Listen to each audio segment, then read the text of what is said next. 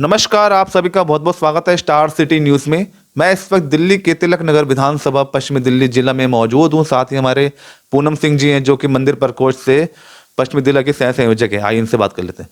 Ma'am, आने वाले दिल्ली विधानसभा चुनाव में क्या लगता है आपको? इस बार का जनता के बीच में आप जा रही हैं, लगातार मिल रही हैं, तो क्या माहौल नजर आ रहा है इस बार? माहौल बिल्कुल पॉजिटिव है और भारतीय जनता पार्टी इस बार पूरे बहुमत के साथ दिल्ली में आ रही है।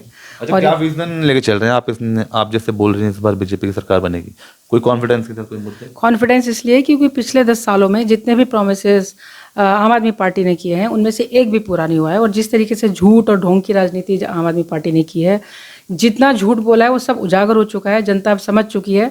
पहले इलेक्शन में कुछ चीज़ें नहीं क्लियर हुई थी, दूसरी बार लोगों को लगा कि शायद अब इस बार ठीक हो जाएगा, लेकिन अब 10 साल हो चुके हैं, 10 साल से ज़्यादा हो चुके हैं, लोग बिल्कुल समझ चुके हैं।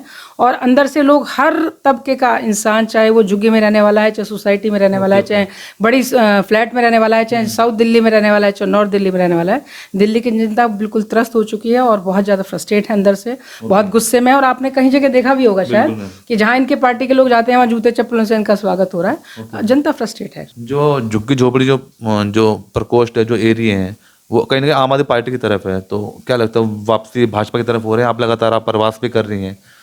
नहीं, आम आदमी पार्टी की तरफ सिर्फ वही लोग हैं जो बिल्कुल ही ऐसे हैं जिनको बिल्कुल कुछ नहीं पता है, जो बिल्कुल अज्ञान है, या जिनको बहुत ही गंदे तरीके से प्रलोभित कर दिया गया है, या जिनको बिल्कुल कुछ नहीं पता है। अदरवाइज कोई भी आम आदमी पार्टी की तरफ नहीं। झुग्गी में रहने वाले लोग तो सबसे ज़्यादा त्रस्त हैं। वहाँ पे पानी की इतनी ज़्यादा समस्या है, पानी पीने का पानी अवेलेबल नहीं है।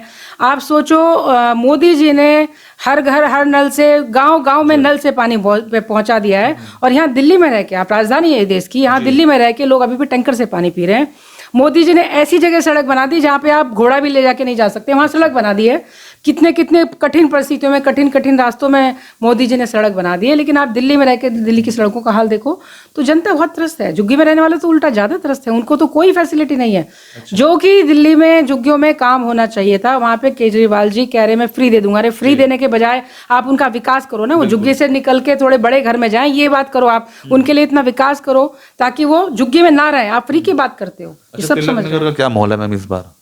तिलक नगर का माहौल भी दिल्ली के जैसा ही है, बिल्कुल। तिलक नगर में भी हम बीजेपी आ रही है। तिलक नगर जो है सिख बहुल एरिया मैम, तो बीजेपी को कितना चुनौतियों का सामना करना पड़ेगा इस बार?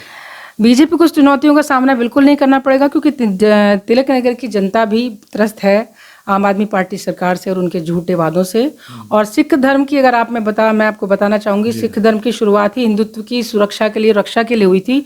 तो सिख मेरे भाई जो है, मुझे पूर्ण विश्वास है कि वो जो सही कैंडिडेट होगा उसको ही वोट देंगे। उसमें सिख हो चाहे नॉन सिख हो, चाहे कोई और पार्टी है, जो हमारा कैंडिडेट होगा बीजेपी का, हो सकता है वो सिख हो सकता है ना हो, लेकिन सिख भाई जो हैं बहुत समझदार हैं और वो जमाने से थोड़े आगे चलते हैं और उनको ये पता है कि अगर विकास करना है तो किस कैंडिडेट को लाना है। इसमें सिखिज्म की कोई बात नहीं है और सिख धर्म हिंदुत्व का ही एक भाग है, वो अलग नहीं है। अच्छा, आप इस बार उम्मीदवार की तैयारी कर रही हैं? नहीं, मैं तैयारी तो नहीं कर रही हूँ। तैयारी तो मुझे लगता है मोदी जी के और आजकल की जो ट्रांसपेरेंसी है भारतीय जनता पार्टी में, कोई भी आदमी तैयारी नहीं कर सकता, वो तो ऊपर से ही आता है जिसके लिए जो आता है। लेकिन जो भी कैंडिडेट होगा उसके लिए हम बिल्कुल साथ में खड़े हैं और हम बिल्कुल इस बात की तैयारी कर रहे हैं कि जो भी भारतीय जनता पार्टी का कैंडिडेट होगा वो जीते। हमारी ये तैयारी है। अच्छा, आप मंदिर प्रकोष्ठ से जुड़ी हुई हैं, पश्चिमी दिल्ली जिला की सह संयोजक हैं आप। 5 विधानसभाएं हैं, तो किस तरह काम कर रही हैं आप मंदिर प्रकोष्ठ से जुड़े होने के नाते, मंदिर प्रकोष्ठ बनने के बाद से एक पॉजिटिव जो चीज़ चेंज आया है दिल्ली की राजनीति में, वो ये है कि जितने भी दिल्ली के मंदिर हैं उनको जोड़ा गया है। उनमें जाके जो हमारे हिंदू सोए हुए हैं, जो हमारे आजकल के आने वाली पीढ़ी है, जिसको अपने धर्म के बारे में नहीं पता है, अपने संस्कारों के बारे में नहीं पता है, वो घर से बाहर निकलते हैं, वो मंदिर तक जाते हैं, वहाँ पे जुड़ते हैं और वो जो चीज़ें नहीं जानते उनको बताया जाता है। तो लोग मंदिरों से जुड़ रहे हैं। मंदिरों में जाने का मतलब है कि उनको उनके बारे में बताना, उनके पूर्वजों के बारे में बताना, अपनी संस्कृति के बारे, अपने धर्म के बारे में, अपनी जड़ों के बारे में बताना, ये हम काम करते हैं और ये बहुत ही अच्छा है मेरे ख्याल से राजनीति के हिसाब से ही नहीं बल्कि आने वाली जनरेशन को शिक्षित करने के हिसाब से भी बहुत ज़रूरी है। अच्छा, आप समाज के बीच में किस तरह से जुड़ी हुई हैं? मैं समाज के बीच में मंदिर प्रकोष्ठ के माध्यम से, मंदिरों के थ्रू तो जुड़ी ही हुई हूँ। इसके अलावा मेरा एक एनजीओ भी है, वुमेन पावर एंड यूनिटी के नाम से।